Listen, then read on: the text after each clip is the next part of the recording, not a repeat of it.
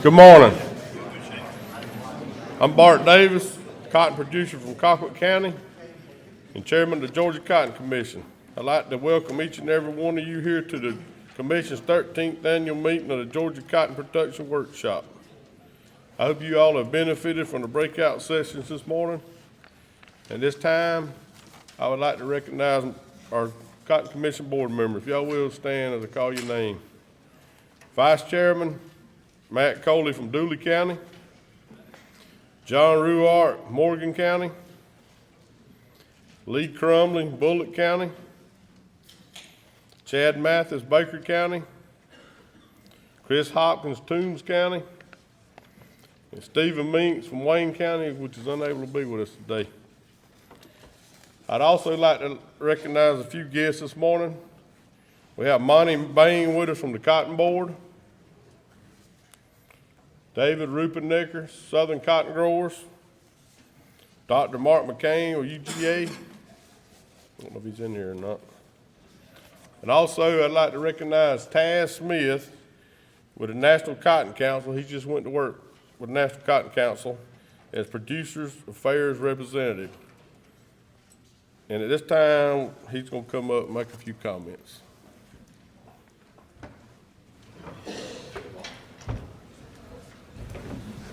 Thank you, Bart. It's an honor to be here today to represent in my new role in National Cotton Council. I was brought on as Producer Affairs Representative back in November. And many of you may know Craig Brown. Craig will be retiring in August, so I'm going to be learning Craig's position. But I'm just really grateful and honored to be here and be in this position. I'm from Georgia, as many of you know. Worked at Farm Bureau for 12 years and was State FSA Director for 2 years. And I always say that when I was at Farm Bureau, the most informative meetings I ever went to were the ACP meetings. The information that Cotton Council and the cotton industry presented on behalf of you, the growers, was eye-opening and just incredible information. And I'm just honored to be here today. I look forward to working with all of you in the days and years to come. And I just want to tell you too, Georgia cotton is in a great position going forward. You got some great leaders here. Kent Fountain's going to be coming on as National Cotton Commission NCC Chairman. You got Van Murphy, who's going to be heading up Cotton International as Chairman. Jimmy Webb going to be Cotton Board Chairman coming up this year. And you've got some great leaders here in this organization with Georgia Cotton Commission. And Richey and all y'all, thank y'all so much for Bart, for all y'all do for the cotton industry in Georgia. And I look forward to working with you all. Thank you.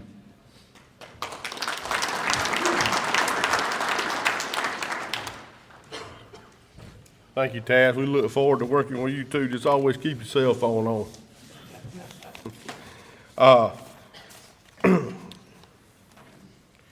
At this time, we'd like to make a special presentation to Mr. Senator Johnny Isakson, which y'all know, I guess y'all know he retired. John Hardy Isakson, who served as a United States Senator from Georgia from 2005 to 2019. He previously represented Georgia's 6th Congressional District in the United States House of Representatives from 1999 to 2005. He was born in Atlanta, Georgia. Isakson served in the Georgia Air National Guard from 1966 to 1972 and graduated from the University of Georgia. He was elected to the Georgia House of Representatives in 1976. He served 7 terms, including 4 as minority leader. Isakson also served 1 term in the Georgia Senate. After the 6th District Congressman and Speaker of the House, Newt Gingrich, resigned, Isakson ran in February 1999 in a special election to succeed him, winning by a 4-point margin. He ran for U.S. Senate in 2004 after Democratic incumbent Zell Miller opted out to run for re-election. With the backing of much of Georgia Republican establishment, he won both the primary and the general elections by a wide margin. He became the senior senator from Georgia when Saxby Chambliss retired in 2015. On August 28, 2019, midway through his 3rd term, Isakson announced citing his deteriorating health, that he would resign from the Senate effective December 31st, 2019. He was succeeded by Kelly Loeffler on January 6, 2020, who will fill the seat until November. Today, it's my pleasure to thank Senator Isaacson on behalf of Georgia's cotton producers and all involved in agriculture. We appreciate his steadfast support of our industry and his leadership. Jody Redding, here he is. Come forward.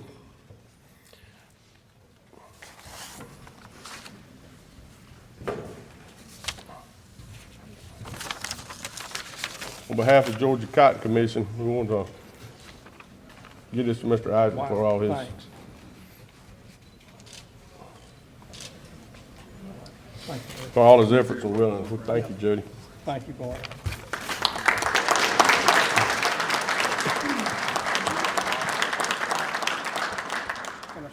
We're going to let Jody make a few remarks here if he'll behave himself. I'll try. Y'all, thank you very much. Johnny will be very proud of this. He would have been here today if he was able, but that's a very devastating disease that he is dealing with right now. He very much appreciates your thoughts and prayers as he deals with his mounting health challenges. And this will mean so much to him, and I'll tell you why. He's had a difficult time going from public service and the public life to the private sector. Every 5 minutes or 15 minutes of his day was scheduled. And so he misses the people, he misses the interactions, he misses the service. 45 years in a career that spanned, the 4 decades that Bart just mentioned. And this disease has put him, he's basically in a wheelchair now. And it's very sad. He can take a few steps on a walker, but to see a man of his stature being brought down like that right before your eyes, it's very, very depressing. But this will mean a lot to him. I'll see him next week. I saw him Monday. He said, please tell everyone thank you for this award, this recognition. It means a lot to him. He still answers the phone if I call. I called Monday. He said, this is Cotton Commission, or I'll call and he'll say, Farm Bureau, or, he's just always ag. He's always had ag at heart. And South Georgia ag especially. Little known fact, Johnny's grandparents owned a farm over in Ben Hill County in Fitzgerald. And he would come down during the summers and work that farm. And that's where he got an appreciation for agriculture. Out of the 3 bosses I worked for, Coverdale, Miller, and Isaacson, Johnny had the best ag background, believe it or not, of all of them. But all were great champions of agriculture. But again, I'll present this to him next week. And again, he says thank you very much for this recognition. He misses y'all, and he prays for you every day. Thank you so much.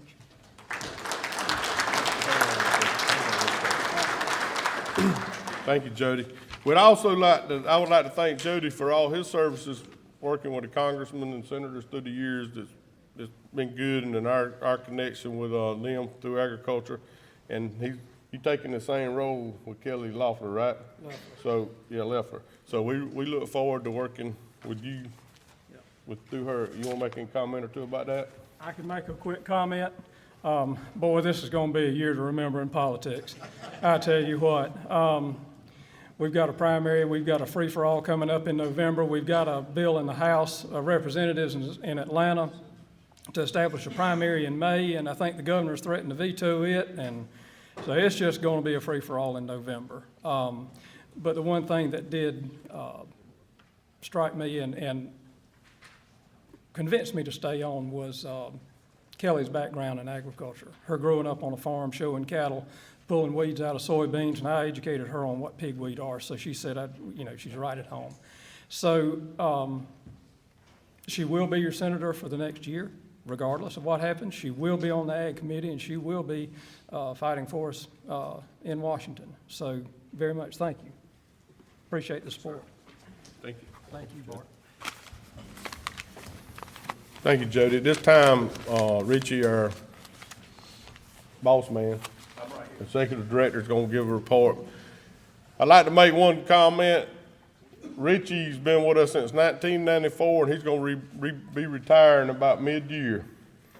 And we're going to have something for him a little later on, but let's give him a hand and thank him for his service.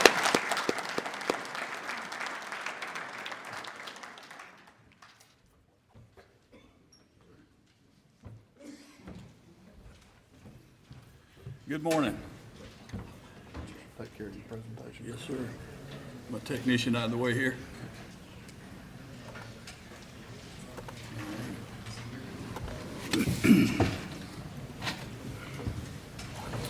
Yeah, as Bart said, I'm going to be retiring. I've been around and probably aggravated y'all all too much through the years, but there's a lot of awesome people in this business, and I got a lot of friends. I won't forget you or leave you behind, so thank y'all very much for your support and friendship through the years.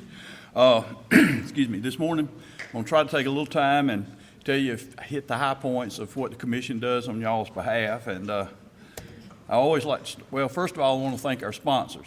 If we didn't have our sponsors, we couldn't have. How about now? Is that better? Okay.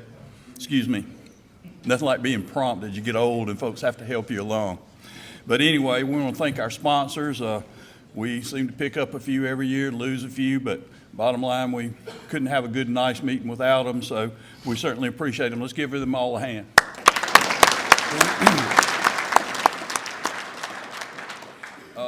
As y'all know, y'all pay us $1 a bale.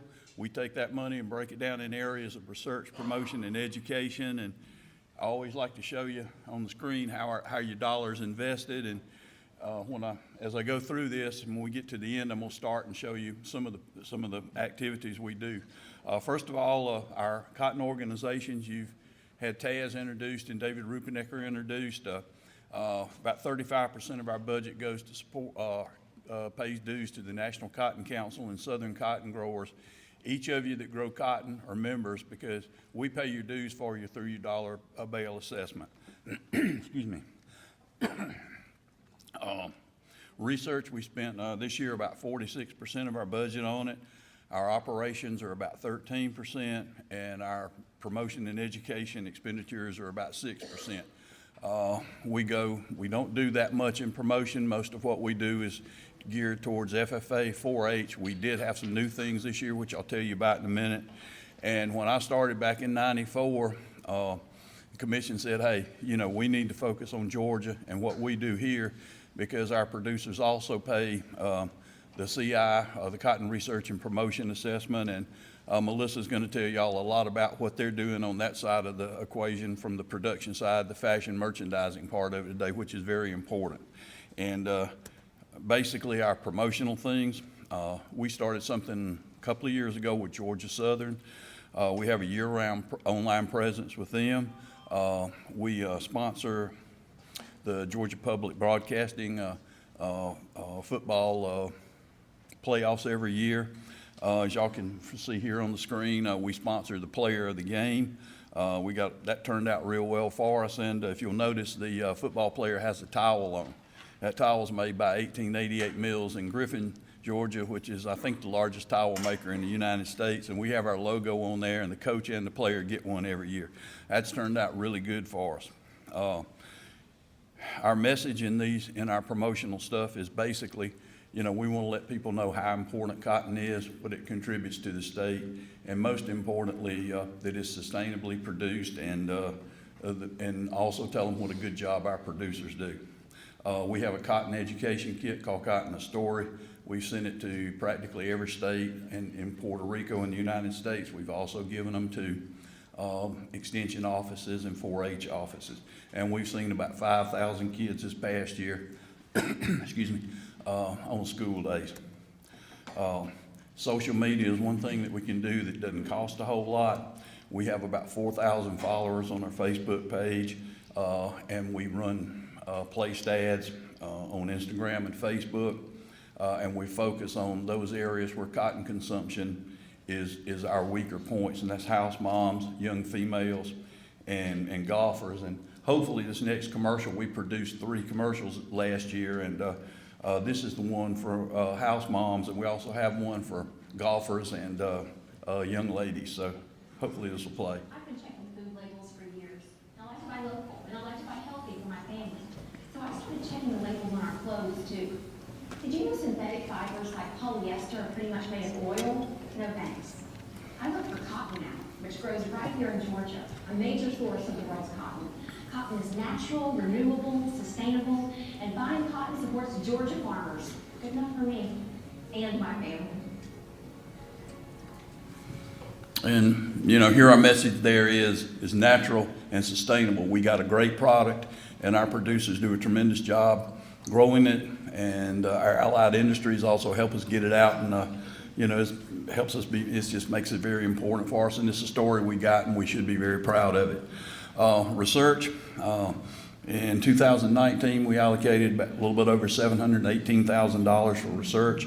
In for this year, we will be doing about $680,000. We sponsor anywhere from 16 to 18 projects a year, just depending on what the ask is. And our next slide here, you can't see those real well, but we try to take our dollars and put them where they're needed. And we have a pretty broad-based research program from support of UGA cotton team to cotton breeding and other activities. Y'all have sure heard about the cotton leaf curl virus. We've, you know, keep money back in case we have problems like that that emerge, and we've been supporting Sadiq Bag for a couple of years on that, and they're doing a good job. There's still a lot of questions to be answered there, but we got the right people looking into it. You know, we invest 65% of your budget to our cotton organizations, and I'm sorry, 45, anyway. But these are some of the returns we get on our investment there. From 15 to 19, Georgia cotton farmers have gotten on the average $364 from USDA programs. You can see the list of what we got there. The GIN cost share in 15 and 16, the MFP payment in 18 and 19, and the PLC payments or dividends 35 and 93 for 18 and 19.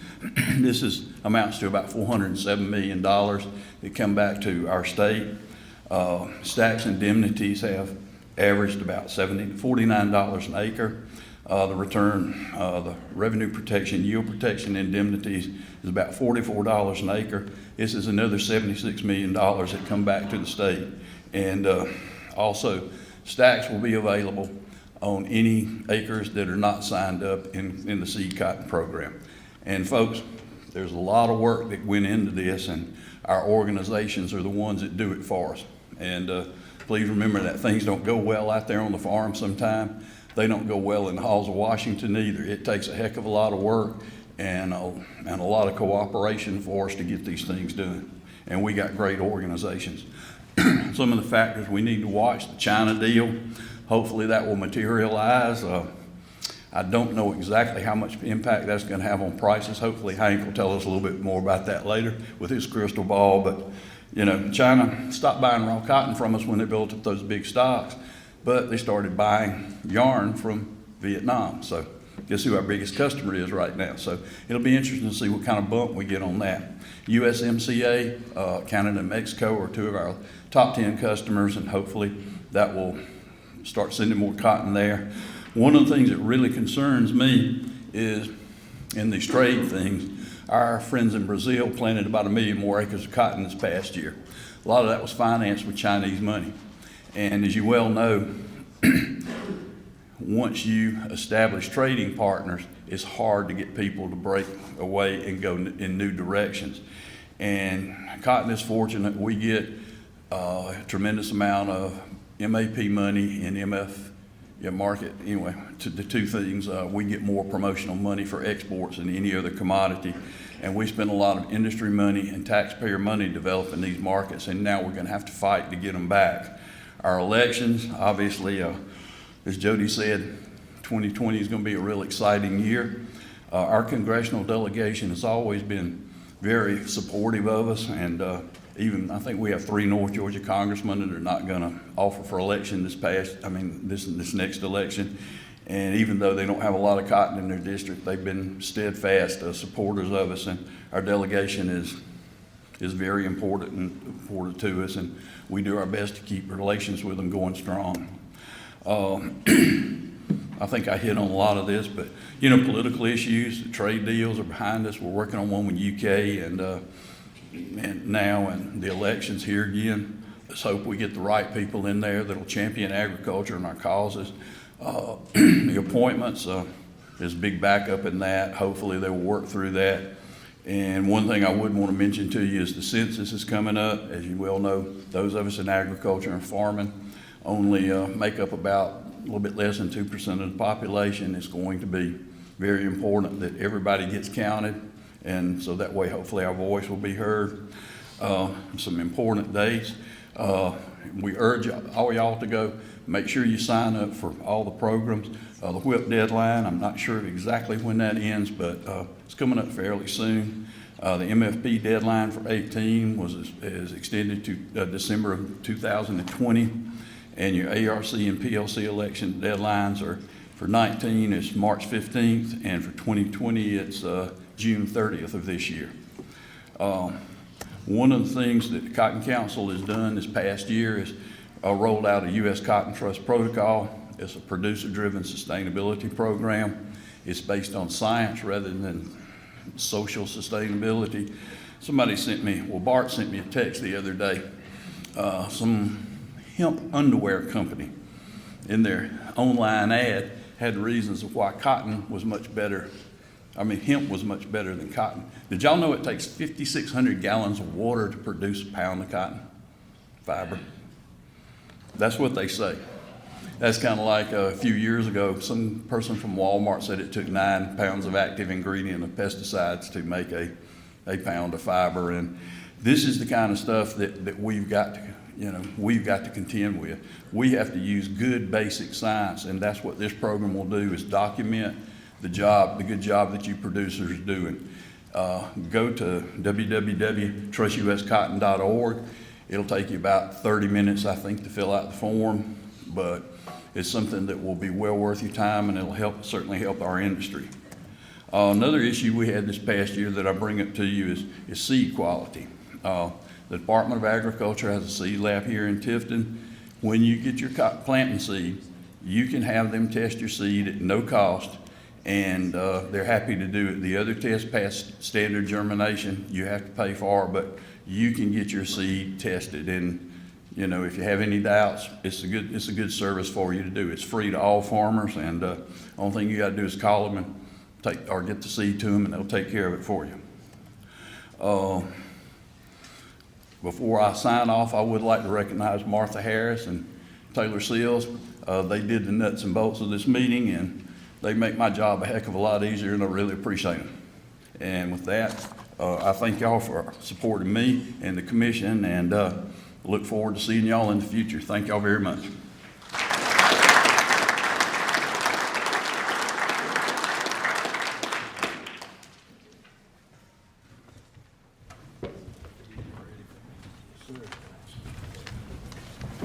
Good morning. I'm Matt Coley. I'm a Cotton Commission member and a cotton producer in general from Bynum, Georgia. And I had the opportunity to introduce our first speaker for the day, Kent Fountain. Kent is the president and CEO of Southeastern Gin and Peanut in Surrency, Georgia, and he's currently serving as the vice chairman of the National Cotton Council. Before his stint as vice chairman, Kent served as a vice president for the council from 2016 to 2018, and he was on the council's board of directors in 2011. Since 2010, he has served as a director of Cotton Council International, the National Cotton Council's export promotion arm. He is a past president of the National Cotton Ginners Association and Southeastern Cotton Ginners Association, and he currently serves as a director for StaplCotn and the Cotton Growers Warehouse Association. Kent's been the recipient of numerous honors. He received the Southeastern Cotton Ginner of the Year in 2001 and the Horace Hayden National Ginner of the Year Award in 2016. Kent was a member of the National Cotton Council's 2001 to 2002 Cotton Leadership class, and he earned degrees from the University of Georgia's College of Agriculture and Environmental Sciences. And there's a lot of stuff that Kent left out on this bio.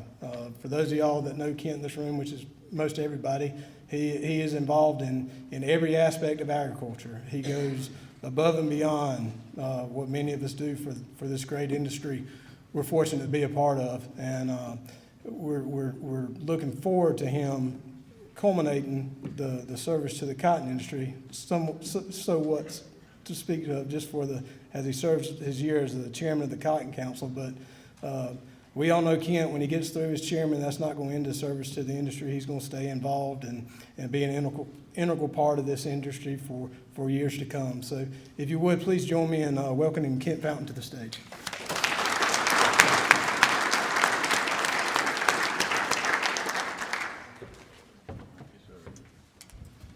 Well, thank you, Matt. That and about $4.50 at Starbucks will get you a cup of coffee. So, but I do appreciate coming and appreciate getting to speak to hometown people, I guess. I'm going to close this. Is that all right, Taylor? Don't mind. Hometown people, and Bart and Richey, thank you. Thank you for asking us to come and give Bart, as usual, stole a lot of my thunder with his presentation, but that's good. You know, we learn through repetition, right? So, and you know, Richey, thank you. I've been in this since 1995, and Richey's always been in the same role since 1995 and before. And it's taught me a lot, and we appreciate your service to Cotton and your service to the council also, because you know, the Georgia Cotton Commission is passionate about promoting and continued stability and growth for Georgia Cotton.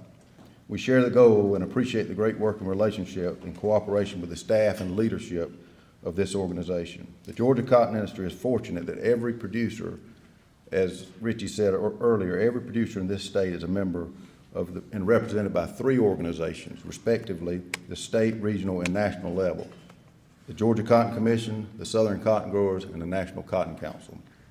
2019 was a busy year, highlighted by a number of industry successes. I'll start with the 2018 Farm Law, which maintained U.S. cotton producers the solid safety net first authorized in the Bipartisan Budget Act. The new Farm Law includes most of the U.S. cotton industry's policy priorities, such as continued seed cotton ARC PLC program for the 2019 through 2023 crop, providing full access to the marketing loan program and removing all marketing loan benefits from the payment limit provisions, which is huge, offering a yield update opportunity to better align program yields with current production levels, maintaining effective crop insurance products, and adjusting the family farm designation to provide equitable treatment for all family farms by including nieces, nephews, first cousins in the family definition. I encourage you to visit the council's website and make use of the Farm Bill education materials, as they are constantly being updated. Another council priority was achieved when Congress passed a much-needed disaster bill. As you know all too well, Hurricanes Florence and Michael combined to cause extensive damage to crops, livestock across the southeast. For Georgia, Michael came at the worst possible time, leaving a wide swath of devastation. After congressional passage, USDA then announced the details of the Wildfires Hurricane Indemnity Program Plus for 2018 and 2019 crops. Losses to hurricanes, wildfires, flooding, and other covered disaster events. Program sign-up began on September 11th at the local Farm Service Agency offices. While the structure of WHIP Plus is very similar to the initial WHIP, implemented for the 2017 disaster losses, there were some key changes. On the downside, as you all know, there was a lower payment limitation relative to the first WHIP, but the program did provide prevented planted supplemental disaster payments for producers that prevented planted crop insurance claims in 2019 due to flooding and excess moisture conditions. USDA's Risk Management Agency recently issued clarification on interaction of stacks of ARC and PLC enrollment beginning the 2020 crop. Producers that purchase stacks must annually now report acres that have been or will be enrolled in ARC or PLC on their acreage report. Producers will be ineligible for stacks coverage on seed cotton base acres enrolled in ARC and PLC, and no stacks indemnity will be paid on these acres. And there was a little bit of confusion this year, but they've taken care of that confusion. Since the middle of 2018, the ongoing trade dispute between the United States and China has been the single most important factor affecting the cotton market. Unfortunately, cotton prices remain well below the pre-dispute levels due to the imposition of China of a 25% retaliatory tariff on U.S. cotton. In response to the economic impacts of the trade dispute, last summer, USDA announced a $16 billion package through the Market Facilitation Program to help mitigate China trade tariffs. This assistance was most timely as U.S. cotton economic health was deteriorating. Market share in China is being lost to Brazil and Argentina and Australia. The first 50% of the 2019 MFP came in August, the next 25% in November, and Secretary Perdue last week has indicated that the final tranche of 25% will be announced soon. The Council recently met with the USDA to continue to convey the ongoing economic need for this last 25% of the 2019 MFP. Some additional good news regarding the China situation came just 2 weeks ago when Council Chairman Mike Tate was in Washington, D.C., where a Phase 1 trade deal with China was signed by President Trump and high-level officials from China. The Phase 1 agreement, which takes effect on February 14th, includes a chapter on agriculture with Chinese purchases of agricultural products intended to average $40 billion per year in 2020 and 2021. While cotton purchases are included in the agreement, there are no specific details regarding the quantities to be purchased, and currently we do not expect that level of detail to be publicly available. President Trump also indicated he would travel to Beijing to begin negotiations on Phase 2 trade deal with China. And you might have seen it also, he said, and we look forward to the challenge that we needed to buy more land and bigger tractors. But I look forward to the challenge. While we welcome the Phase 1 trade deal, we are very hopeful that for the potential increase in sales to China, enforcement of the purchase commitments will be critical to the enforcement and the success of the agreement. Going forward, we will continue closely monitor China's purchases of U.S. cotton.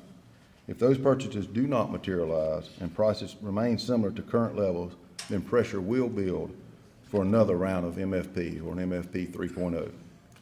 We will maintain close communication with the USDA, USTR officials so that they fully understand the economic pressures that you are facing. On another important trade matter, the Council supports the U.S.-Mexico-Canada agreement, and we are pleased that the President will sign the agreement this week. As you know, Mexico is the second largest export market for U.S. cotton textile apparel products, and Canada is the fourth largest for these goods. Mexico is also a top market for U.S. raw cotton and textile product exports. Timely movement of U.S. cotton to the market is important to the entire industry. We are pleased to see the USDA's cotton storage agreement has been updated to reflect policies based on Council resolutions that are enhancing flow. These policies, which are alleviating miscommunication between warehouses and merchants, are helping to improve the warehouse bale shipment reporting and bale delivery response time. The Council is closely monitoring incidences of lint contamination being reported by our textile customers. Unfortunately, the data from the 2020 crop is not encouraging, as we are seeing an increase in the number of plastic contamination calls. We are continuing contamination prevention education efforts. Among these, updating our prevention of plastic contamination video, showing at all 3 gin schools and at industry association meetings ahead of the 2019 harvest and ginning season, and earning the training of producers and farm and gin employees on watching for potential contamination sources such as module wrap, and now a new one, PET bale strapping, which has emerged as a significant contamination source. Another effort is aimed at contamination prevention from the Cotton Board. National Cotton Council voted to accept the recommendation from the Council's Quality Task Force involving changes in the reclass procedure for bales with 71 and 72 calls. That recommendation stated, due to the negative impact of plastic contamination on the marketing of U.S. cotton in the global and domestic market, it is recommended that beginning the 2020 crop, that any U.S. bale designated as 71 or 72, either during the initial classification or upon reclassification, retain that designation of the 71-72. Further, to promote lint quality transparency and stewardship, it is recommended that producers and ginners refrain from reclassing 2019 crop bales designated solely as 71 and 72. So we've gone through 2019. 2020, you will not be able to change from a 71 or 72, but it does not mean that you can't reclass that bale for any other quality problems. I want to make that explicitly clear. So if you've got a leaf problem you think are different or a color, you can reclass it, but it's still going to keep a 71 or 72 on that.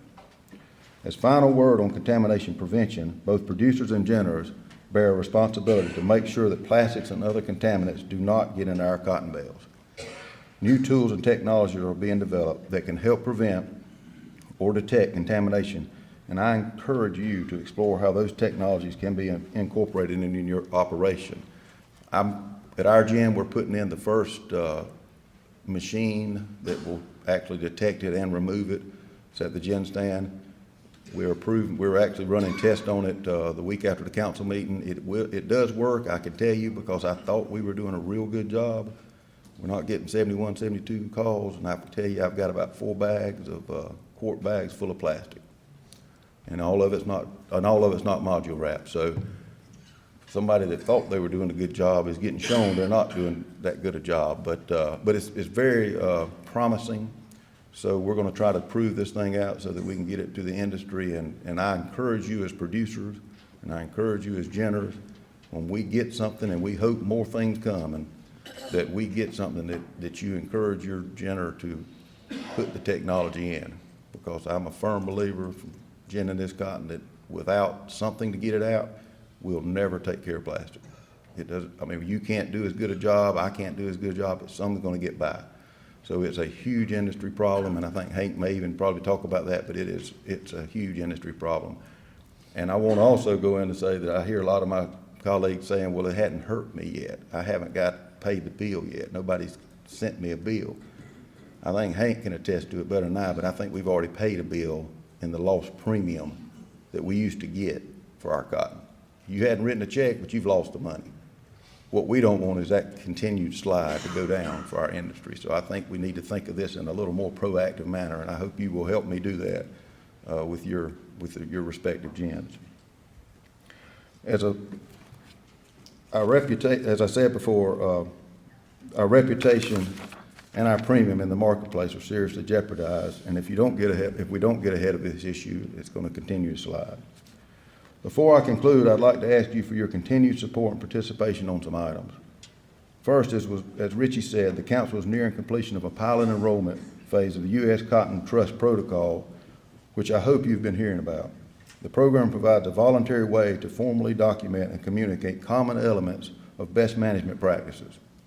The program is designed to expand the acknowledgement by major brands and retailers that U.S. cotton is responsibly produced and that our growers are working continuously to shrink our environmental footprint. Currently, more than 200 growers are enrolled. I strongly encourage you to enroll in this trust protocol, and if you have enrolled, please complete your data tool. Please visit the Trust Protocol's website at trustuscotton.org for more information to enroll. And this is a great effort. Hank's been on the committee, the National Cotton Council did. We want to design our program, what it boils down to. There are other programs out there, but they're all from Europe. We don't want other people telling us what we need to do to fill out for our sustainability. So I encourage you to get on board with this. It doesn't take a lot of time. It's not a real intrusive process, and help us to get that so that we can make all U.S. cotton sustainable in the retailer's eyes. We know it is, but we need to make sure they do. Speaking of websites, I wanted to remind you that the National Cotton Council has made a significant portion of its website, cotton.org, information accessible only to its members. Fortunately, through the Georgia Cotton Commission, all Georgia genders and producers are members of the National Cotton Council. To access the members-only information, you need only to log in, the user ID and password. Those that have forgotten their user ID and password can go to the cotton.org and click on the login icon at the upper right. That will take you to a page where you can click on the appropriate link for directions on obtaining a forgotten username and/or password or getting an assigned password. Finally, I don't have to remind this audience, and it's been talked about already, about the turbulent markets and catastrophic weather events in the past few years. As a result, many Georgia producers would not have survived if it had not been for our improved safety net provided by various government programs. Since the spring of 2018, those programs include a gin cost share payment, $23 per planted acre, a 2018 MFP payment ranging from $40 to $55 an acre, a 2019 MFP payment ranging from $70 to $150 an acre, assuming the third tranche is paid, a 2018 crop PLC payment of $30 to $35 per base acre, an estimated PLC payment for 2019 crop of 70 to 80 per base acre. Collectively, as Richey said before, these programs have amounted between 225 to 325 per acre for the 2018 and 2020 years. And those numbers do not include the money from individual crop insurance coverage, stack policies, or WHIP disaster programs. And we as always want to thank our legislators and Jody and everyone that's here for that. That does not happen without their help, for sure. Please note that the National Cotton Council, in close coordination with the Georgia Cotton Commission, is working tirelessly to advocate for your priorities. Our success in delivering an effective safety net depends on your continued strong support of the National Cotton Council and for CAC, the Committee for Advancement of Cotton, which is our PAC, and other PACs, as Southern Cotton Growers Southeastern Generous has the SCCC PAC, and to make us politically strong, because we have to have this money and this PAC money to be strong with our legislators and to help them, so they'll help us. As I close, I want to welcome Taz. Y'all heard from Taz this morning, but we're very excited from the council to have Taz come in. He'll step in and, after August when Craig retires, and he will be the producer representative, and Taz is from Georgia. He understands us, and you know, for you all that have been involved in the council, the producer is the biggest group. I mean, it all starts with the producer, so it's having Taz from Georgia and moving up and he's going to do a great job, but he's representing a lion's share in the council, and we appreciate and want to welcome you. And with that, I'll close and thank y'all for your continued support, Richey and Bart and the commission for your continued support, and all you producers for your support of the council. And please get involved, and if we can help you in any way, let us know. Thank you.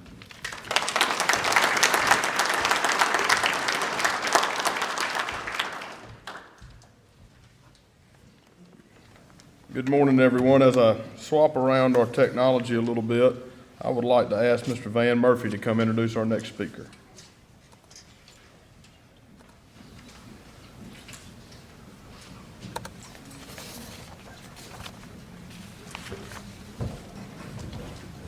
All right, thank you.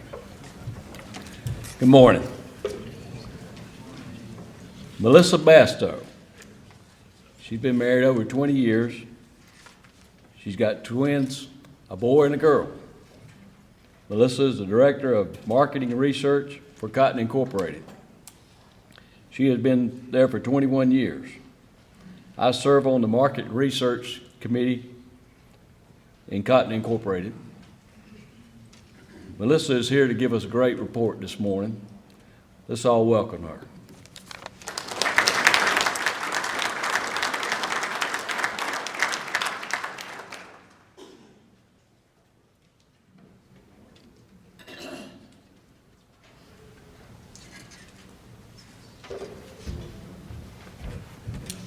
Good morning. And thank you, sir, for the introduction. I did forget to tell you that I started at Cotton Incorporated when I was 10.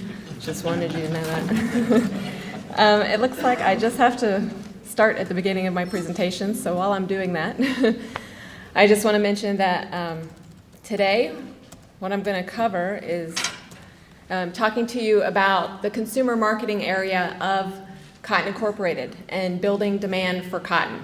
So at Cotton Incorporated, we have several divisions that really focus on the research and the technologies and trying to get cotton into the products on the shelves at retail. And then what we do in the consumer marketing area is we really work on building that demand, not only for the end consumer, which is who we really focus on with our advertising, but also the industry, brands and retailers and manufacturers. So we try to also work with them to get more cotton into their products. So today what I wanted to do was share with you some of those tactics and some of the research and tactics that we use in order to build demand for cotton. So the mission of the consumer marketing division in Cotton Incorporated is to position cotton as the fiber of choice among consumers and the trade. We want to motivate consumers as well as the trade and the supply chain to search for and buy cotton items. We also want to affirm cotton as the first choice among sustainable and eco-friendly products. And we want to develop strategic analysis of cotton opportunities and provide outreach to the textile industry. And this is really the area where I focus the most. Now, it's the 50th anniversary of Cotton Incorporated this year, and with marketing to consumers over the past 50 years, what we find is that it has allowed cotton to be the preferred fiber among consumers. When we ask them to tell us, what fiber comes to mind, cotton always rises to the top. But because we know that they have an affinity for cotton, so do those competitive fibers. So what they tend to do is use cotton as a benchmark for when they're marketing their fibers. So we even have terms like cottony soft used for artificial fibers available out in the market. So this is a lot of a challenge for us, but at the same time, that's why we try to promote to consumers, to give them education, to tell them to look at their labels. They need to know that they're buying authentic cotton items by checking their labels, which has become more difficult as more consumers shop online. Not all of the websites are required to have the fiber content on those sites. So that's always a challenge as well, but we'll continue to promote and continue to educate the consumers. So we're all consumers in this room, so we know that it used to be, for some of the older ones here, speaking of myself in particular, it used to be when we go shopping for clothing, what we do is walk into the store and we decide to either buy the product that is hanging on the rack or not. But now we have access to so much more, to the internet. We can shop at stores we don't even have access to within our area of where we live. We have lots of different information coming at us as consumers. We have the ability to search the web. We have social media. We have digital banners that come up when we're looking at other things on the internet. We have influencers that are telling us what to wear and how to wear it. We have TV as well. So all of these different sources of information and inspiration for our clothing purchases are great for us as from a consumer perspective. But when we're trying to market to them, that means we have to be in many different places in order to get the message out to them overall. So that means that we can't be everywhere, but we're trying to be, wherever the consumers are, we want to be there, so with a cotton message. So that means our portfolio must be very diverse in order to reach the consumers. Yes, that includes television, that includes digital, that includes social media. That does mean we partner with influencers who are telling the consumers what is fashionable, how to wear it, because we want them to be talking about cotton fashion to the people who follow them. We also have our corporate communications, our public relations, that we're putting out messages about cotton benefits and explaining to them what are the benefits of cotton. Don't forget this. We want it always to be top awareness to the consumer. So that means we have to develop a lot of content. Commercials, you may see the same commercial over and over, but on social media and on digital, people want to see different things coming at them on an ongoing basis. So there's a lot of content that we put together in order to give this message of cotton to the consumers. But with all of this content, we obviously have to have a strategy of what are we trying to do with the consumers? What are we trying to tell them? First of all, we want to build awareness. We want cotton to always be top of mind. We do this through our commercials. We do this through our educational videos that we put out on social media. We also want to engage them. We find that the work that we do digitally on the internet, it allows more time to engage the consumers. We can give them longer form content that they can start to learn more about cotton or even interact. They can take surveys learn about microplastics and natural sustainability of cotton. So we want them to do more and engage them more to learn about cotton, or even to find out who are the cotton producers behind the clothing that you wear. So we'll have videos with cotton producers that we've done. But ultimately, we want them to take action. We want them to look for and buy cotton clothing. So a lot of the work we do in this area are partnerships that we do with brands and retailers to put cotton clothing to the consumers at the point of purchase. And I'll show you some videos now that goes through a lot of the different content that we're trying to put out for the consumers. But first, just talking about advertising. We know that a lot of consumers are really starting to use some streaming services or go on the internet. So a lot of people are saying, well, do you still need TV? Well, yes, I still watch TV. I don't know about you all. But when I'm watching TV, I also probably have my phone or my tablet in my hand when I'm looking for my cotton clothes too. So it's important to have television because that still remains the biggest and broadest medium for us to reach the most and make the largest impact on awareness. It's quick awareness impact. So we still work with the television, and we even have streaming services like Hulu and Roku that we put our ads on as well. But we want to extend that reach into the digital because, yes, a lot of people are on the digital realm looking at their internet and on social media. So this allows us to help engage the consumers even more. They can follow up with the digital, that we can put longer content there that they can engage more with. But also we could focus in on a specific market that we want to talk to. If we want to talk to men, then we can work with sites who focus on men and giving them fashion advice and information about shopping for cotton and for other clothing. So we work digitally as well. And these two really work hand in hand. Social media. How many of you are on social media? Well, I should see 3/4 of you because 3/4 of the United States is on social media. So everything we do has to include some form of social media. So everything will be going at some point out into social media. That includes Pinterest and Instagram and Facebook. So what we try to do with this, again, is put some of this inspirational information, the videos, help them educate them about cotton, this plant, this miracle, and what all it offers them. We also want to inform them, how do you get stains out of your clothing? How do you match your clothing? How do you do different things with cotton? We want to give them information and engage them more with cotton. So I'm really kind of the numbers department within here. We want to test this. We want to know our metrics. We study what are the opportunities, where should we be, what are the themes we should be reaching, and are we doing what we need to be doing? So in 2019, what we found is that we reached 92% of our target market, which is women ages 18 to 49 for our advertising. We also have men, about 20%, trying to reach them as well. So we reached 92% of our target market, not just once, but 14.6 times, almost 15 times, meaning we led to an 872 million overall impressions of cotton. So again, the more we can impress upon them, the more they will remember, hopefully, when they're looking for their clothing. We also saw increases in brand favorability for cotton, and also purchase intent increased 3%.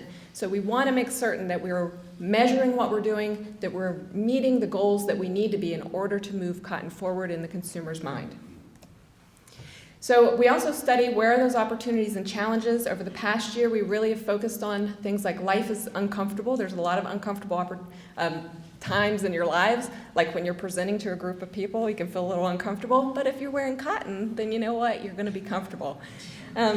Also health and wellness. This is an ongoing, increasing conversation around consumers wanting to be healthy, wanting to do better, and we're trying to find a way to give them the benefits of cotton and how it can help them lead a healthier lifestyle. Also, know your clothes. I talked about this. Checking labels is extremely important. We have to tell the consumers and remind them you need to be checking for cotton. And also denim, an opportunity yet a challenge because we see competitive fibers trying to come into denim. So we've done work over the past year and we'll continue this year doing more videos to make consumers aware that authentic denim is cotton. So they need to check their label and look for cotton. So what I'm going to do now is show you just kind of a collaboration or a montage of lots of different picks. First, we'll start with one of our ads, then we'll do one of the health and wellness, but then we'll go into some of the social media and different things that we're doing, including a video of a farmer that we did. So I'm going to play this for you now.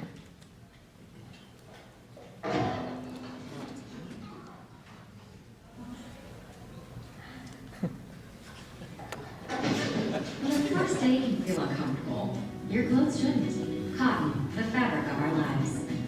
That was me 21 years ago. Empty workout leggings are so comfortable, right? No, it's not so comfortable. The devastating booty rash they give you. Unlike synthetics, cotton is hypoallergenic and doesn't irritate your skin. Cotton is the fabric of our very personal lives.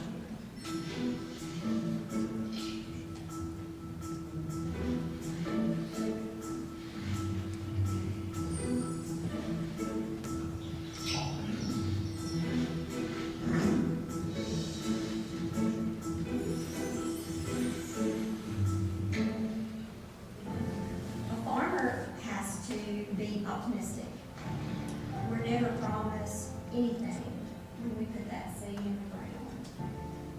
My name is Wendy Yeager, and I am a cotton farmer.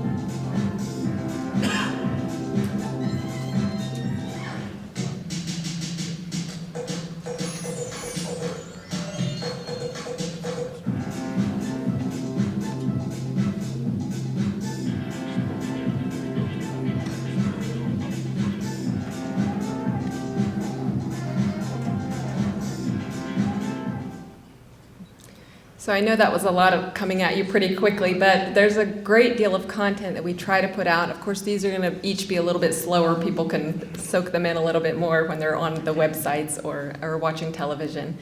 Now, what we also did the past year is we've started to focus on youth. Because if we look at the youngest consumers, my children are 13 in middle school now, they're learning a great deal of information about sustainability. My son brought home a fish book the other day talking about the fish in the ocean. And so this is a great opportunity for us to be talking to this younger generation, the Gen Z, to tell them about cotton. And so we want to make certain that this information is getting into the schools. We've put together information for the teachers that they can use to teach their class to educate the children about cotton. So what we've done is we're working with the 4th to 8th graders. And so we've started this just in the past fall. This will continue through this spring and put together these educational materials that then the teachers can download. Potentially, we're looking at a reach of about 100,000 teachers using this, reaching over 8 million students. Right when we first got these research, we hadn't even really put anything out about it. We already had 11,000 downloads. So hopefully this will be something that can be impactful for the consumer, or for the younger consumer, the youngest, as they start to learn about clothing and fashion and what they want to buy, and as they start to leave home and make their own purchases, they will already know, I need to check the label, I need to understand microplastics. We're going to cover things like microplastics, check the label, and sustainability, and that cotton will be part of their knowledge, and they'll understand and be educated about this fiber when they're buying and shopping. Now, I mentioned before about some of the main focus for us is to get consumers to make purchases. So one area that we focus on in our division is strategic alliances or brand partnerships, and that we work jointly with brands and retailers for them to curate a cotton collection that they then highlight directly to the consumer. Sometimes these are in their physical stores, sometimes they're online, sometimes we have pop-up shops or temporary stores that we put in locations where there's a large number of people that can come into these stores. So last year we had cotton in market at the point of sale for 8 months this year. We worked with Revolve, which is a contemporary women's fashion clothing retailer. We also worked with Amazon, looking at mass market clothing for men's and women's. And we also worked with Bye Bye Baby, offering baby and toddlers cotton clothing and doing a promotion with them as well. So what I'll do now is just show you one video about the Amazon promotion that we did. That'll take you through all the different ways that we worked with this program.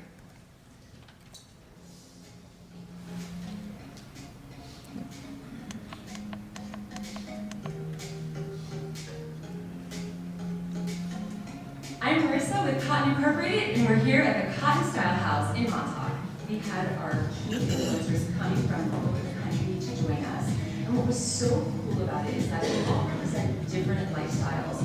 From that girl guy that just loves to be athletic and work out, to the showstopper, the guy who loves to get dressed up and feels good and feel comfortable with her wearing. And what was so amazing is that the pages where you saw all the products on Amazon.com/ShopCotn really came to life in person. What is so unique about this collection, we offer clients beautiful cotton clothes directly to the home. We have 4 pillars in the collection. We have on-the-go getter, that is more casual, the get setter, resort, the showstopper, which is more dressy, and then we have the wellness warrior. Okay, so we're gonna show you guys how to shop. So all you guys have to do, get your camera out, take a photo of the QR code, the Safari link will open up there, and there it is. Montauk is the perfect location for the Cotton Style House because it's the quintessential beach environment. You have all different walks of life, you have people exercising, you have people going out for dinner, and the Cotton Style House offers a number of different apparel items perfect for any occasion and any lifestyle. And I think everyone was just so surprised to see what there's available in cotton. So many different silhouettes, so many different categories covering different lifestyles, from work to play and for any occasion. We have different price points. There's just something for everyone. It is the fabric of our lives. So that was a great opportunity for us to marry the thought of cotton being comfortable and something that we all love, the fabric of our lives, but also with fashion, for them knowing that cotton is versatile, it can be used for every aspect of their life, and that's an opportunity that we found that these people who were doing all these different things could find cotton in everything they wanted. Now, another area we focus on is understanding consumer behavior and studying their habits, shopping habits, what they look for, what's important to them when buying clothing. So from some of the research we see, obviously sustainability is a very hot topic, and it's important. It's been important to producers for your entire lives as you're making this plant. So what we ask the consumers, when they're shopping for clothing, how important is sustainability and how much does it influence their clothing purchases overall? And we study consumers globally because we want all consumers around the world to be buying cotton versus alternative fibers. And what we find is that in countries like Mexico and China, more than 6 out of 10 consumers say that sustainability is important and influences their apparel purchase. In the US, the UK, slightly lower, about 47% in the US say it's important to them, and UK about 42%. But what we do know is that most consumers, regardless of where they are around the world, they say they look to fiber content to determine the sustainability of a clothing item. So that means that they're looking for, and we ask them specifically, what tells you that an item is sustainable? They'll say natural and 100% cotton is what they tell us. So this is the type of information my team will put into presentations, and we will take and have strategic meetings with brands, retailers, manufacturers to tell them, these are what the consumers want. This is what they tell us and what's important to them. And if you're trying to portray this image, then you need to understand what they're looking for and where cotton falls into this when you're promoting to the consumer. So there's definitely things that we do as well to try to help understanding where sustainability and how important it is to consumers. We want to educate them. So you saw one of these videos before, but I'm going to go ahead and show you several of them all together.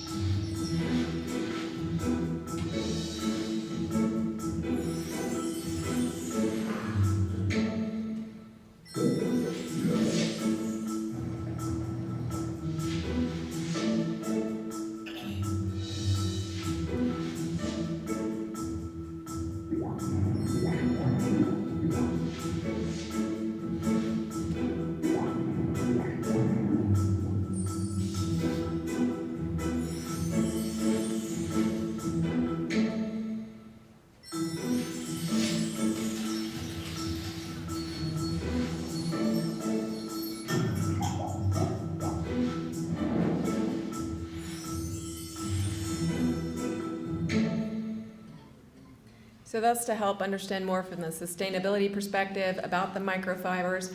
And I hope you're not eating fish for lunch, since just saying. Also, we have our consumer-facing sustainability program at Cotton Incorporated called Blue Jeans Go Green.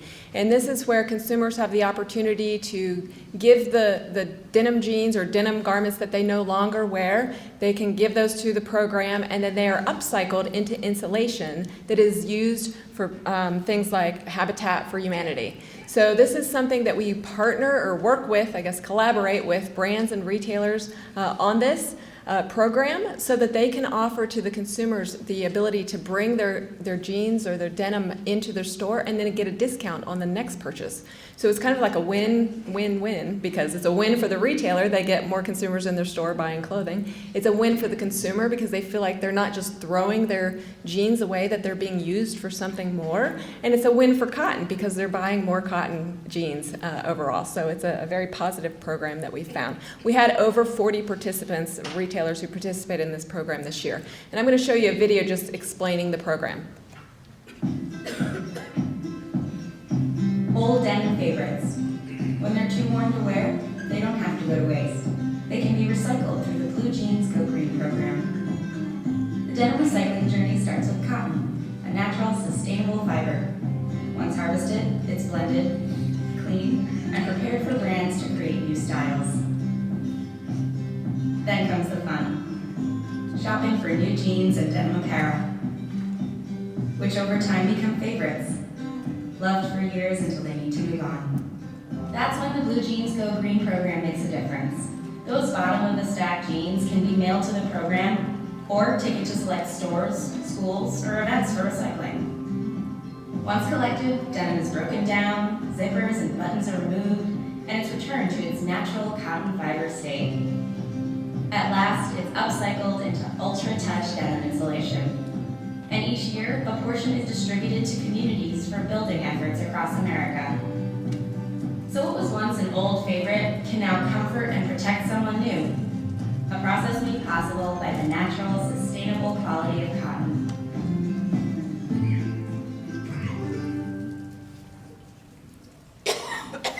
Now, in addition to this, speaking directly to the end consumer, we also, as I mentioned before, we focus on the trade. We get a lot of questions from brands and retailers and manufacturers to try to understand what's the future direction of cotton pricing. Obviously, we don't tell them that, but we do have our senior economist, John Devine, who gives them idea and comfort when they're using cotton to help them feel comfortable using more cotton in their products. What do consumers really want in their activewear? Well, we study and do special projects and surveys around this to understand what are they looking for and where can cotton be an answer to that? Where can the technologies that we've developed at Cotton Incorporated play into this market? So this is the type of information we want to share with the brands and the retailers. What are market opportunities for cotton? How important is apparel sustainability to consumers? How effective are brand promotions? We get a lot of different questions. We do ongoing primary research to study consumer behaviors globally. We also do a great deal of analysis with secondary research, whether it be government data or other types of research that we utilize to understand what are the trends, what is happening, how can we share this with the industry so that they can see an opportunity for cotton like we do. This is where cotton fits into these trends. This is how we make the end consumer happier with cotton products. So we take all this information and we analyze it. We have a team of analysts that we look at these trends. We put it into publications. We put it in digital content that we offer on our trade websites. And we also present it globally. The whole team will travel wherever we're asked to go with our global supply chain marketing team, with our staff in China, with our staff in Mexico, wherever they need us to meet with brands and retailers to discuss consumer behaviors and opportunities for cotton, we will be there to do it. In addition, we have our corporate communications area that we focus on working with the trade to also communicate to them benefits of cotton, also giving them true education about cotton, whereas sometimes we hear misinformation out there, so they're working with them to better understand, what's the true cotton education. We're also working with our agricultural research team. They're doing a great deal of research on cottonseed, and we're trying to amp up that overall marketing on cottonseed. We're focusing also on primary markets for that, but also looking to increase the target that we are for cottonseed with nutritionists, because they're making suggestions on this as well, so we want to make sure that they are reached with this information also. In addition, we're working with the social media like LinkedIn, that's more for the trade, also working with textile journals like the Sourcing Journal or Eco Textile to make certain that they have the proper information about cotton, they have cotton benefits, they have cotton technology information that they can then give to the industry so that they're aware of all the things that cotton can do for them. And again, we want to make sure we measure all of this. We want to make certain that we're creating this awareness, that we're increasing awareness and exposure of the campaign messaging to target audience. We want to make certain that we're engaging them or driving behavior with paid and owned content demonstrating interest in cotton. And we also want to make sure we're taking action, that we're increasing their need to check the label, that we want them to overcome this inertia that they're not necessarily checking or looking for it, to desire and look for and purchase cotton. And we test this through the work that we do, the metric surveys that we put together, the consumer surveys. We've seen an uptick in those who say they're actually checking the label, and that's among the youngest consumers, which is the most important as they start to get out into the industry to buy their clothing. Now, I talked before, this is the final video I'm going to show you. I talked before about working with influencers, and these are people who have an impact on social media. They have a certain amount of followers, and they're talking to everybody about fashion and what you should buy and how you should look, and if you want to look like me, well, you got to do this. So we work with a great deal of these influencers, and one in particular I want to share with you, and you may have seen some before. We work with one called, her name is JC Dupree, Damsel in Dior. She is a fashion blogger, but she's also the daughter of a cotton producer out of Taft, Texas. So not only is she talking about fashion, she's linking it back to cotton and also to the people behind the fiber and the fashion that you wear. And I think it's really a great, great video. My personal opinion. I've been growing cotton for 42 years. I learned it from my dad, and he learned it from his. My kids learned it from me.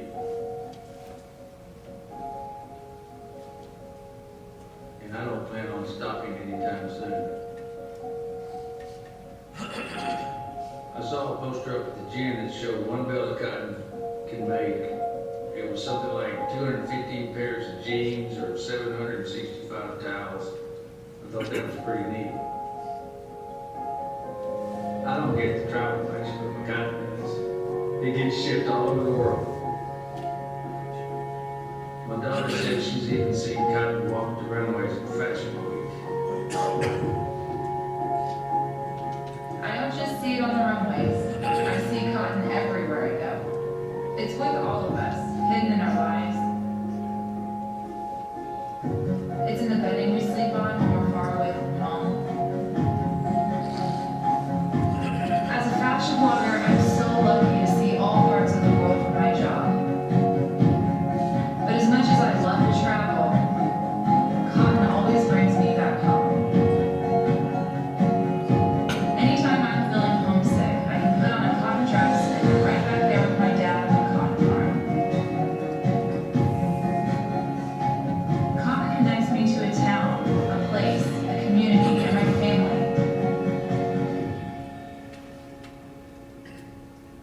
There are real people behind these farms.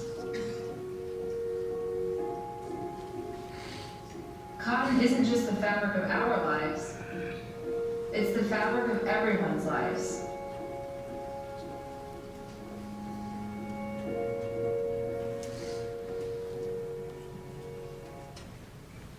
That was a little emotional, I think, but what I find is that my hope is that we can continue to do this content and get this out to the consumers so that they can learn more about cotton and hopefully someday be as passionate about cotton and this fiber and this miracle plant as the people who work at Cotton Incorporated. And we appreciate the opportunity to do this from all the cotton producers. So thank you very much. We do have a lot of websites, both consumer, trade websites. I have a couple of handouts for that, but there's a great deal of this information out there that you hopefully can take a look at and share with everyone, and certainly I'm happy to answer any questions if you have them. So thank you so much.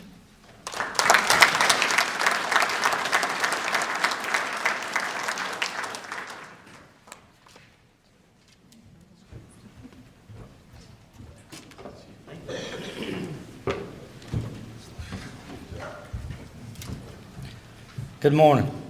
Good morning. All right, let's try it again. Good morning. Good morning. Y'all awake finally? Okay.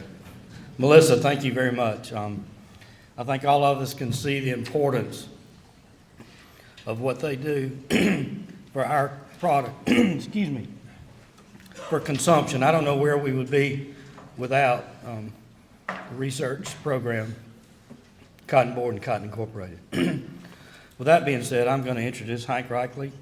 Hank is president and CEO of StaplCotn. It's one of the largest and oldest cotton cooperatives in the U.S. Excuse me. Sorry, Hank. I'm messing you up. Anyway, Hank was hired in 2004 at StaplCotn after a career at the Seam and Ernst & Young. When he came on at StaplCotn, we were in the middle of shifting our markets more to exports, and Hank is pretty much very responsible for StaplCotn getting in the export business. In 2018, he became president and CEO. With that being said, I'd like for Hank to come give us a shot at 70 to 80 cent cotton. 70's okay. 70?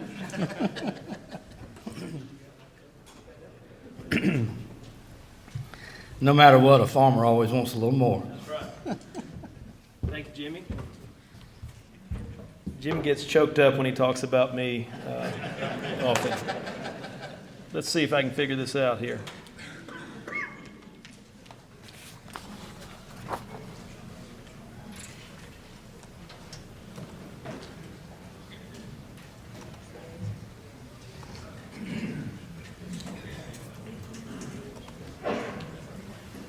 Good, that looks familiar.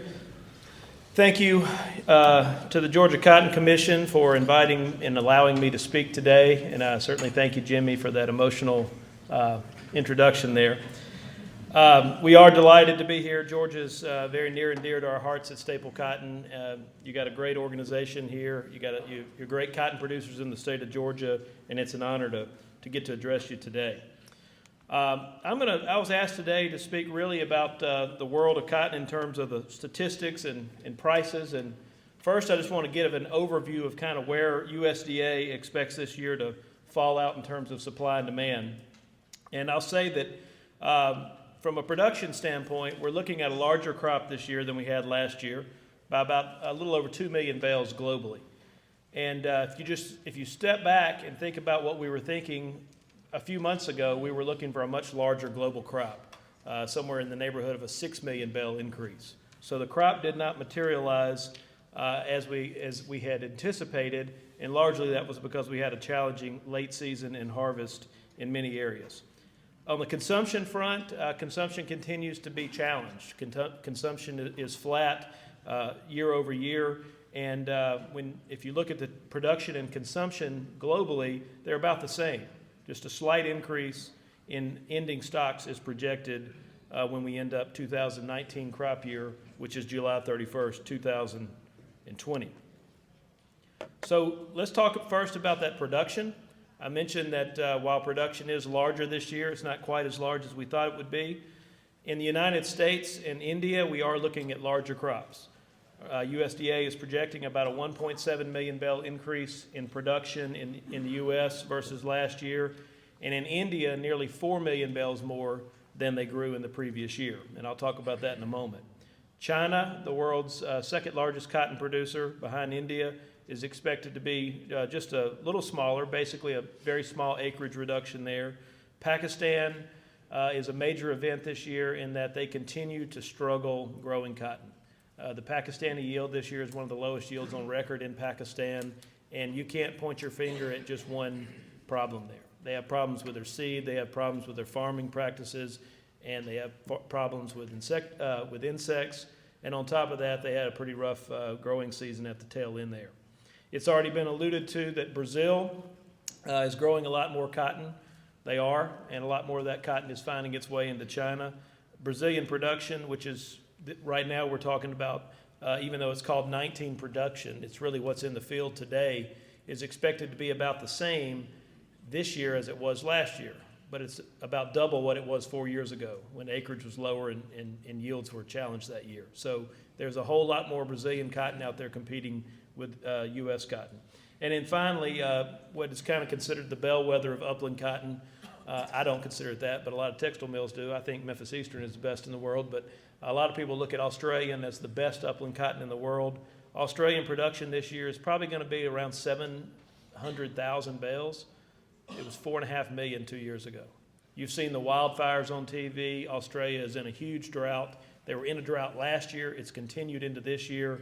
And with that, production is expected to be about 1.5 million bales lower, again, down to about 700,000. So we don't have, we had more acreage in the world this year. We did have a little bit of an increase in the crop, but we do not have nearly the size of crop we could have had some weather impacts and other issues not arisen. But let's focus in now on world consumption. If you recall that first slide I showed, we talked about consumption being flat. If we go back to 2012, which we were dealing with the aftermaths not only of the Great Recession, but $2 cotton, you can see that we really had a good run there. In 2012, we had a 4% rise year over year in consumption. And then from 13 to 2016, a very nice average increase of about a little less than 2% per year.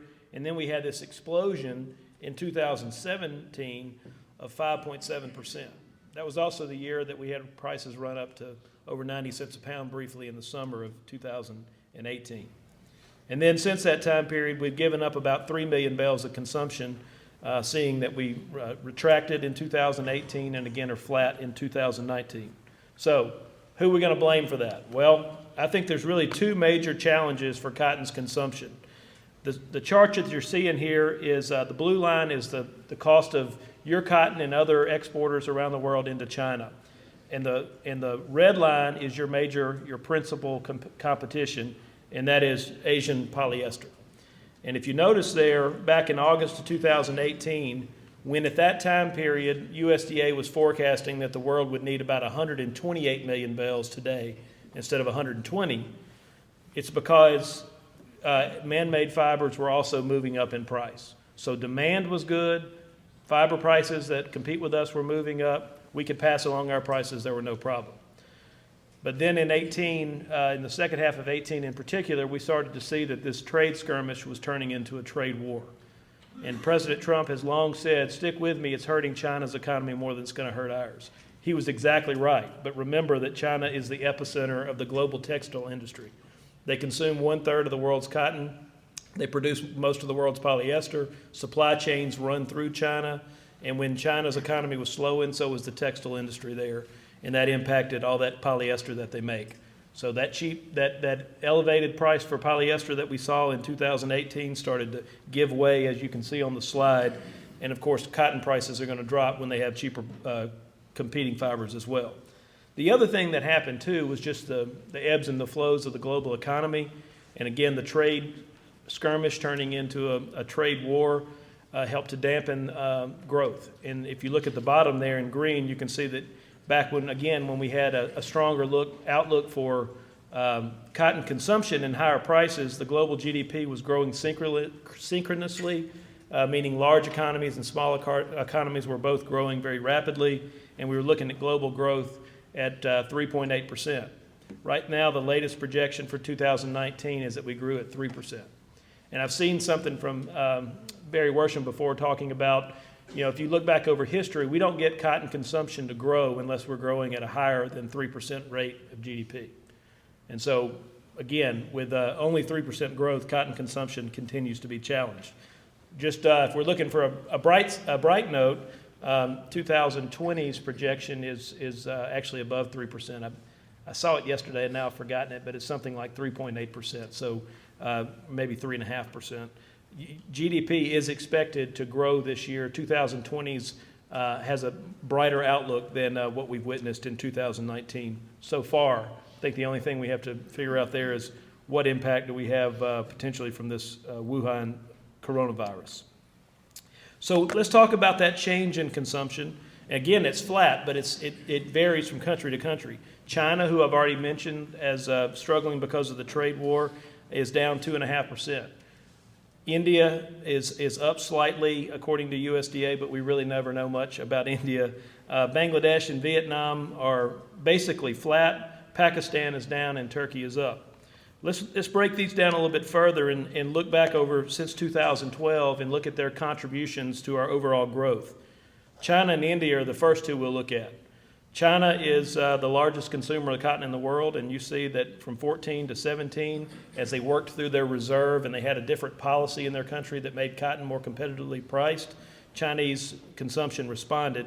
Some of that was probably at the expense of India, but nevertheless, China was growing, and so was India.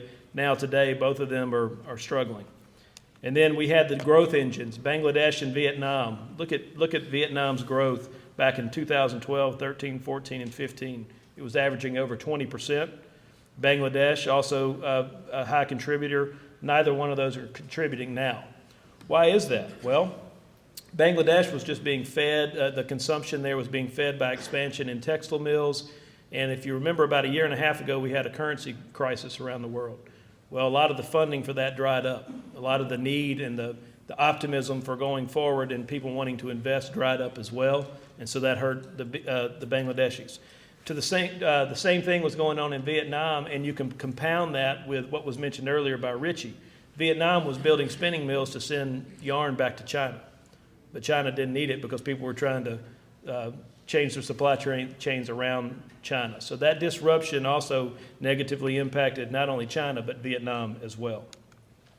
And then in the other countries that are very important to us, Pakistan, Turkey, and Turkey, you've seen that they haven't really had great growth, but both are struggling right now. And in Turkey in particular, they are doing a little better right now, but 2 years ago, they gave up a lot of consumption just simply because of their currency crisis as well. It's an interesting note. 90% of the world's cotton is consumed, meaning spun, in 8 countries. So it doesn't take but just one or two of them not pulling their weight to see a drain on consumption. We're going to break down the balance sheet a little bit further. I like to look at it in 3 major buckets. First, the U.S., China, and India, and then the rest of the world. I'm a former accountant. I like things to balance out. And in the rest of the world, I would say there's not a whole lot notable going on other than we do see a slight decrease in stocks globally, and that's pretty much northern and southern hemisphere, so that's a positive. In India, I mentioned that much larger crop this year, about nearly 4 million bales larger than last year. But if you look at the beginning stocks versus the ending stocks are expected to rise in India by about 3.4 million bales. So what that means is USDA is suggesting here that all that excess production that India produced this year is not ending up in the marketplace. It's ending up in their country. And that's because what they have something called a minimum support price. That's their support price system that basically the government says if prices are below X price, we'll make a bid in the market and bring it off the market and put it in our warehouses. They've done that this year. Over 3 million bales have been bought already. So that increased production really is not going to find its way out until we get significantly higher prices than what we were having when we were in the mid-60s. Now that we're in the 70s, some more of that cotton is finding its way out into the marketplace, but also, too, when the government decides they want to sell that cotton. If anybody knows the answer to that question, it's a really good answer to know, but we don't know today when they'll decide to do that, but it's not consumed. That cotton's just sitting on the shelf. In the middle there, we have the all-important China, and if you could focus in there, I don't know if I have a pointer here or not, but yeah, right there. Production, 27 million, meal usage, 38 million. China has a need to import. The question is, will they? So far this year, they've been slow to come into the market, really for all growths, and obviously U.S. cotton, and that's because they haven't had much of a premium of their price internally versus global prices. And that just, again, shows the depressed prices that in the industry that China's dealing with. And again, a lot of that has to do with the pressure from the trade war.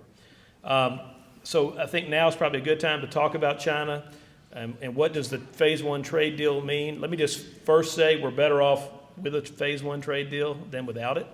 But we still don't know yet how that $40 billion a year, which really is $37.5 billion for the first year, how that's supposed to translate into cotton purchases. We do know that cotton was specifically mentioned as one of the ag products that they were agreeing to purchase, but that secret list is still a secret. No one's leaked out what's on it. I think tomorrow when you see the export report, which would be the first one that would have had time to have any China business post-trade deal, there probably will be some sales in there to China. How much, I don't know, and I suspect it's not the volume that we're looking for that indicates that the reserve is in rebuilding their stocks of U.S. cotton. I think that probably is likely to happen at some point if and when China starts to try to fulfill their commitments under the trade deal. But for them to be imminent, this so close to the signing, I think is probably not likely. Again, I think China will be buying, but perhaps not at the pace that we'd like to see anytime soon. And a complicating factor of that is the coronavirus. You know, that a lot of their purchases that we're wanting to see are probably going to be based on government decisions, and right now the government there is dealing with the coronavirus crisis, and hopefully they can contain it, because if they don't, that will dampen demand going forward. And then in the United States, we're looking at ending stocks of about 5.4 million bales, and that's up only about 500,000 bales from last year. And I'll tell you that if we were making this presentation a few months ago and someone said we were going to have less than 6 million bales in the United States this year, it'd been hard-pressed to be believed. And why is that? Well, first off, again, as I mentioned before, we were looking at a larger global crop and a larger U.S. crop. So with a larger global crop, that would have meant that our exports would have been competing with other cotton. And then from a U.S. standpoint, we would have just been saying, look, we got a lot more to sell. And if we can't sell it, it ends up on the balance sheet. So let's look at the numbers and see where we are today. From a U.S. production standpoint, we're looking at about a 20.1 million bale crop. About 11.3 million of that right there is in Memphis Eastern, so including Georgia, and about 7.3 million of that is in the Southwest. A little bit less in the Southwest, a lot more in the Mid-South and the Southeast. Thank goodness, as you noticed, we didn't have a hurricane this year, and we did have some acreage increase. But if you went back and looked at projections for the U.S. crop a few months ago, we were talking about a 22 million bale crop. And that was because we expected Texas to be more in that 9 or 10 million bale range than where it ended up at 7.3. Looking at yields in the different regions, here's Memphis Eastern. The dark shaded states are where they had a above average yield by more than 5%. And the light shaded green, which only Georgia is in that color here that's in green, we did have an above average yield, but it was within 5% of the average. And then the ones in the light red there were all below 5-year averages, but within 5% of them. So all in all, when you put this together, we had a pretty good crop in the Memphis Eastern Territory. 8 of the 11 states were above average, and only 3 were slightly below. Let's look at Texas. Dark red. All 3 states in the Southwest, Kansas, Oklahoma, and Texas, were significantly below their average yields. And again, that's where we see the shortfall in U.S. production compared to expectations a few months ago. So we have a smaller crop. How's demand going? Again, back say in September or August, when prices were on their lows, no one thought we could export this huge U.S. crop, again, because it was too big and because we'd have too much competition and demand was too depressed. So far, we've sold 76% of what we expect to, or what USDA is projecting in the export market. The Olympic average for the last decade is 76%. We're spot on. And in terms of shipments, the average this time of year is 30%, and we've shipped 29%. So the good news is we need to export a lot, and so far we're making good headway. And again, I expect tomorrow we'll see another positive export report as well. So let's boil this all down in stocks-to-use ratios. And stocks-to-use ratios are a really good way of making all these numbers make sense, because all they're really saying here at the end of the day is, well, how much are we expecting to have in a particular commodity versus annual demand? And in cotton, we like to look at those numbers and say, well, let's exclude China, because China's an importer from the rest of the world. They have kind of a controlled system there. Let's look at stocks outside of China, which are right here in the red, and let's look at the United States in the blue. And again, these are stocks-to-use ratios. The other numbers that you see up here are the cotton price for the last 20 years. There's the 70-cent mark. And what I want you to notice in that first decade of this 20-year look back, we tended to have very high stocks-to-use ratios outside of China and the United States. And unfortunately, we had very depressed prices. And then when those stocks-to-use ratios started to come down here in the middle, we got those really good prices. Of course, none of us got that $2, or most of us didn't, but anyway, you see the point. Low stocks, higher prices. Well, right here, stocks started creeping up, prices went down. Then they recovered, prices went up. Unfortunately, if you look at the last couple of years, we've been heading in the wrong direction, and we see prices come down. So fundamentally, prices are under pressure because we've been building stock and we haven't been able to increase the demand enough to take that stock along. But if you look at the picture versus for 2019 crop, since May, which was the original supply and demand estimate from USDA, we continue to see stocks-to-use ratios build, and then all of a sudden they started to make a turn in the last couple of months. And by the way, we've seen cotton prices move from about 57 cents a pound to over 70 cents a pound in response to this. And that's been without demand recovering.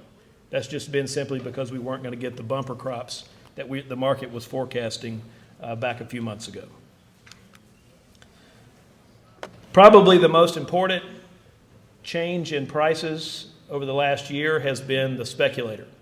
And so what we've done here is we've put together the commitment of futures, the CFTC, and this is the commitment of traders report. So anybody that trades futures has to turn in whether they're a speculator or a hedger. The speculators, the traditional speculator, there's lots of different types of them, but the traditional spec that gets in and out of cotton is the managed money, and this is their position in futures in the red. This is the trade, the hedger in the blue. And then this is what futures have done during the time period from January 2016 till January of 20. And the specs had a very long position back in 2018, and they have been systematically selling that off up until August of this year. And prices responded by going down. But then they started to cover that position and went long, and now prices have recovered. As speculators move in and out of the market, they're going to change what the price of cotton is. It happens every time. And what they're really doing is they're trading not only fundamentals and charts, but also the macros. And if we can get macro events to start to turn positive as opposed to negative, then what we're likely to see is the specs don't have a reason to be short. If you look back over history, the specs are rarely short in the futures market in cotton. They did it in 2016 briefly, and they did it in 18 and 19 in the wake of the trade war and the changing fundamentals and the slowing global economy. But normally, they're on the long side. The question is, how long do they want to be now? We've got the trade one deal behind us. The economic outlook for 2020 is a little better. So really the question is, do the specs want to go back to a 5 million bale, 10 million bale position? Would they want to do that based on the news that they expect China to buy $37 billion worth of ag product this year and that cotton's supposed to be a part of it? Or will they have something else to bet negative for and go short in the market? Today, my crystal ball would say, I can't tell you what they're going to do, but I don't see a scenario where they would want to put on this type of short position that they did that drove prices down to 57 cents based on what we know today. Now, do they want to put something that's on a position that's going to make it go to 90? I don't know, probably not without a big crop problem and a whole lot of buying from China. But the good news is, so to speak, their foot is off our throat. They're not driving the market down just simply because all the news is bad. They're to a much more neutral area. And again, I think how they change their position will have a lot to do with prices changing in the next few months. Another feature of the market that everybody is going to be wondering about is new crop acreage. Just as a look back, what I have on here is the price so far for December cotton is $71.79 this January, corn $4.02, soybeans $9.66. This is where they were the last two Januaries. Cotton prices are down, relatively speaking, to corn and soybeans. Here are the ratios. Yellow is cotton versus corn, and soybeans here in red. And generally this is because cotton's price has declined a bit. Historically, you look back, as the cotton ratio increases, acres do too, and as it goes down, acres decrease. That's just common sense, right? If you can get more for one relative to the other, you plant more of one and less of the other. Well, I think if you look at the cotton ratios, we should be expecting that we are going to see some bit of a decline for two reasons. Number one, the ratio itself is lower, but two, look how high acreage was in the last 2 years. Cotton had a reason to be planted. And I'm not saying there's no reason to plant cotton. That's not what I'm trying to say. But what I am saying is when you look at where prices are today relative to their cost of production, in many cases, cotton is one of the more difficult to grow. Cotton is also one of the riskier to grow. And I think this is a year where growers will look to get back to some of their rotations where they've come out of to increase cotton production, but also, two, a year in which they will seek to minimize their risk because nothing really makes a whole lot of sense in these prices. So what they'll do is they'll go back to planting what they feel the most comfortable with that limits their risk. And again, when we factor all this together, we would expect that that could lead to a slight decrease in acreage. The other thing before we talk about a production estimate that we need to talk about is Texas and their moisture situation. And this slide's not real intuitive, but I think it's got good information on it, so I'll quickly explain it to you. The blue is the soil moisture index for West Texas as of January 17th since 2006, every year. And when you've got really high soil moisture out there, that bodes well for production later in the year. And it also bodes well for emergence out there, meaning lack of abandonment. We can show you that, look, over time, when you have higher moisture, you tend to have a very high percentage of the crop harvested.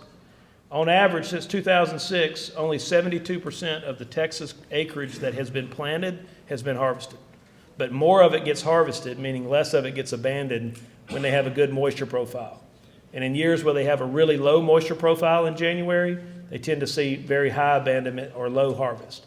This is where we are right now. So what does that mean? Are we super, super low? No. But are we real high? No. So the best thing you can do today when you're forecasting production is assume average yields, and also in this case, because there's nothing in the moisture profile that tells you to do differently, average abandonment. So with that, we'll talk about some production estimates for 2020. The first one right here is if acreage was exactly the same, and you put average abandonment and yield on there, you get a 20.5 million bale crop. If you assumed a 5% reduction across the board in every state, you come in at about 19.4 million. And if acreage were down 7.5% across the board, you'd be looking at about 18.9. And then as far as 10% across the board, 18.4. Now, next month we'll get the National Cotton Council numbers. And until then, the only survey that I'm really aware of that's been released publicly is the Cotton Grower Survey. It indicated 12.1 million acres, which again would be about a 17.9 million bale crop with average abandonment and average yields. So over the last 2 days, when I was putting this slide together, I conducted the Cotton Gossip Survey. And I called up people and said, what do you think? Tell me what you think in your area.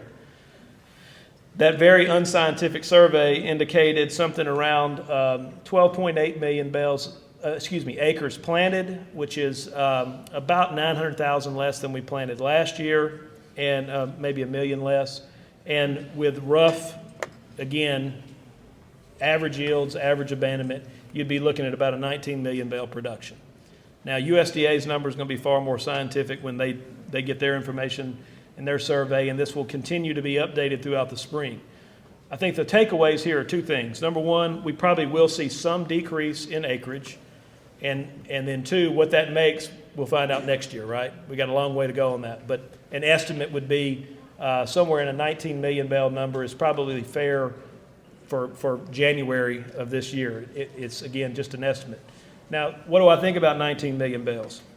I think there's a real positive number in that. At 19 million bales, we have about a 3 million bale domestic consumption, and we've got, so that leaves 16 million bales to export. Can we export 16 million bales? Yes. I think we're going to come very close to doing that this year, if not exceed it. We've done it in the past. When we looked at these numbers last year, and back again in August and September when we thought we had a 22 million bale crop, we said, okay, that means we got to export 19 million bales or we build stocks. We've never done that before. Logistically, I'm not sure how we do that.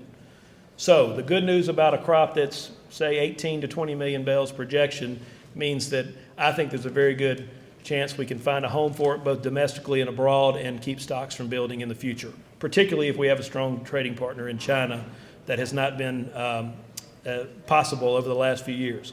And just remember this note. Before the trade war, in 16 and 17, we had 45% market share in China in their imports. Right now, we have about 17%. So if we can go back to restoring something closer to 40 or 50% of their imports, and they're importing more, then I think our export future is very bright. And again, our domestic industry, the mills that are left there continue to be great customers and do well there. And I feel comfortable that their demand will hold somewhere around 3 million. So those are my comments for today. I don't know if we have time. I'll be glad to answer any questions you may have. But looking out at the crowd, and I'm sorry I've been kind of facing this way because there's more folks in the room here, but you've been very attentive, and I appreciate it. Thank you. Oh, I just realized I have one more slide. I've never done that before, but real quick, StaplCotn PLC, it's already been alluded to before. Last year, you got 2.17 cents on your StaplCotn PLC payment, and prices are lower this year, and as the program is supposed to work, we project that prices will, because prices are lower, the StaplCotn payment will be higher. The current projection from National Cotton Council is 5.19 cents per pound, which is 240% more than last year.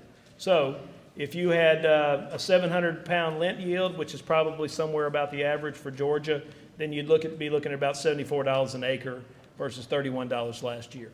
This number may change some, but we're starting to get into the time period where the numbers are starting to get baked in a little bit.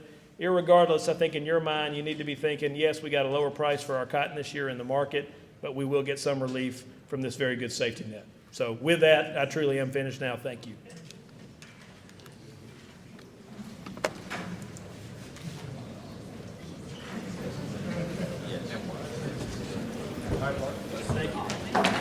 Thank you. Thank you, Hank. I apologize, I overlooked a couple of people this morning when I was recognizing everybody. We also have Jim Davis, I guess he's still in here, Jim's still in here. National Cotton Council. Alan Lodeman over here, stand up, Alan, so they can see your face, so you know you're the Boll Weevil man. He's our executive director of the Boll Weevil Eradication Foundation of Georgia. Charles White, I think, come in late from Senator Perdue's office. And I think we have some representatives from Congressman Bishop's office here, maybe. Okay, thank you for coming. And also, I don't know if any of them guys is in here, our cotton team. Is any of our cotton team guys in here? Stand up if you are. I see some of y'all back there. I don't think they all in here, but these guys right here do a really good job for us. We're very fortunate to have the cotton team we got. I think we got one as good as anybody in the country, and they really work hard for us, and we appreciate them a lot too. We've had three really good speakers this morning. You know, Kent was here from the council. He touched on a lot of stuff about policy and payments and stuff. These payments we get, these MFP payments, this PLC, these things don't just happen. Washington don't just send them to us because they like us. We ask for them. We fight for them. I mean, Georgia is really fortunate to have a really good leadership and delegation that really tries hard. You know, when they call, they head to Washington, we head to whatever we need to do. We steadily fighting and asking and begging. It's never ending. And Kent, we appreciate what you do, being as involved as you are in the council. Melissa, CI, she give you a good overview. This is just a small amount of stuff that goes on in research and promotion and education, and that's really great. Hank, you done your presentation was good. If you can get Cotton, come on up, we appreciate it. Did you like the first presentation or the second one? Well, we know how it is. We know how it is. If you have a minute, go by and thank your sponsors out here. I mean, they really help put on this without us having to come out of our pockets, the commission, to fund this annual meeting. We really appreciate that. So go by and thank them. I'm gonna ask Lee to come and bless our food. We're gonna eat in this room right here. As soon as he gets through blessing the food, go out this door, circle around this way. And then we're gonna have after lunch some presentations, cotton awards and stuff. Thank you, Bart. Let's pray real quick if we can. Lord, again, as always, we just come to you with humble hearts, just humbled by all the blessings you give us in life. Forgive us those times when we take for granted the blessings you give us. We're particularly thankful today for this opportunity to come together to learn and to share and to fellowship with people within the industry that we're all so passionate about and is so important to each other. So we thank you for that time. And Lord, I'm just impressed today with and thankful for the people that you bring into our paths each day, people that encourage us and inspire us and challenge us in so many ways. And we're thankful for those people in this room and outside this room in our lives that strengthen us and give us opportunities to grow and to learn. We're especially thankful today for people like Johnny Isaacson and Richey Seaton, who've given their careers to serving others. So Lord, I just pray that each one of us, as we move through our lives, that we can develop more of a servant's heart, a heart that's surrendered to you, a heart that wants to reach out to others. So we just pray for that. Lord, we just ask you now, as we move in this time of fellowship with this meal, we ask you to bless this food to our service, our use, and us to thy service. We just pray all these things in Christ's holy name. Amen.